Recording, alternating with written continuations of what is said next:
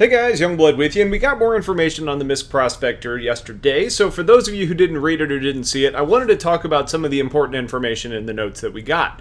First off, there was a note stating that the Prospector is ideal for covert jumps into dangerous space for mining, which when you think about it, makes a lot of sense.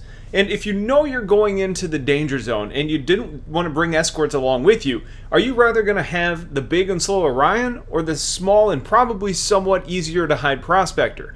I think that's probably an easy question to answer, but it also brings up some things that I've talked about in some star map videos. Specifically mining locations that are either claimed by a corporation or places where mining is known to be illegal. So if you're planning on doing some mining in a less than legal way, the Prospector sounds like it might end up being a much more discreet option than something like the Orion, not to mention having the ability to land planetside, giving you the option for those planets that are considered non-mineable.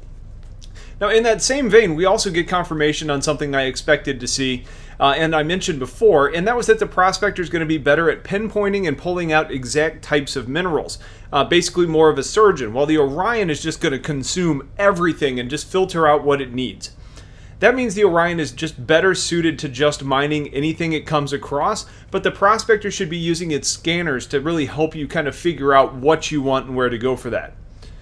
We also end up getting confirmation now that the Prospector is going to have a jump engine and that it's going to be able to fit through the smallest jump points, which the Orion most certainly will not. So you have a lot of possibilities opened up to you in this ship just as far as where you can go. Now, I did hear some people talking about using this ship as a cargo ship with 128 SCU, and it kind of infringing on the Freelancer Max's role. And I mentioned in replies to those folks that it doesn't look like the saddlebags would be compatible with the standard store-all boxes, and we end up finding out that that is absolutely the case. So Freelancer Max owners, don't worry, the Prospector isn't going to take over your role.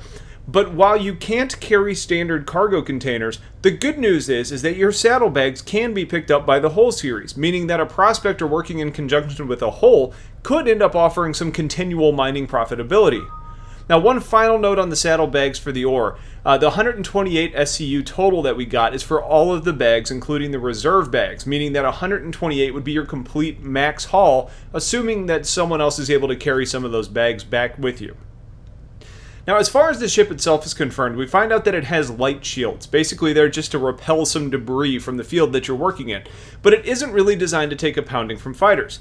That's going to end up meaning that you need to keep a better eye out for your surroundings, or you could end up in trouble.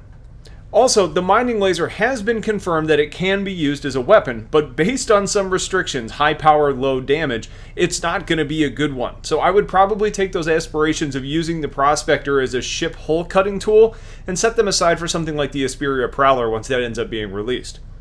In regards to the laser, though, we find out that there's also going to be different options that you can choose from different manufacturers, which means that there's going to be different prices and different quality levels, but I would also take that, what they said to mean that there's going to end up being lasers that specialize in different materials.